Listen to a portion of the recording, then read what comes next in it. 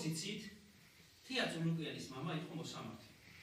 ამბობენ, რომ ავთანდილ წულუკიანმა 11 პირი დასახვრეტად მაშინაც გაიმეტა, როცა აქტიურად განიხილებოდა საკითხი სიკვდილით დაჟის დაკავების შესახებ. კი ბატონო. ბოროტიანები იმასაც ამბობენ, რომ ანუ მას ზოგჯერ ჯალათადაც მოიხსენიებდნენ რა.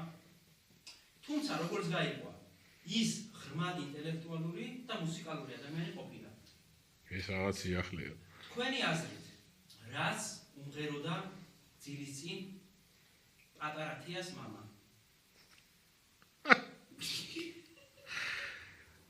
აჩი, მაგის ამბები რომ ახსენდება, მაგკაცის, რავი, ეხა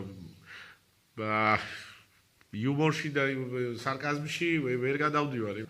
არ ვიცი, სიმღერა რა შეიძლება და იმღერა. არ ვიცი, მე თია წულუკიანს რო ხედავ, აი ნიჩე მახსენდება სულ. მუსიკალური პასუხია სხვათა შორის. ოკეი. და მოგასმენიებთ ახლა იმას, რას უმღეროდა მამა თიას კი ბატონო. ძილის წინ.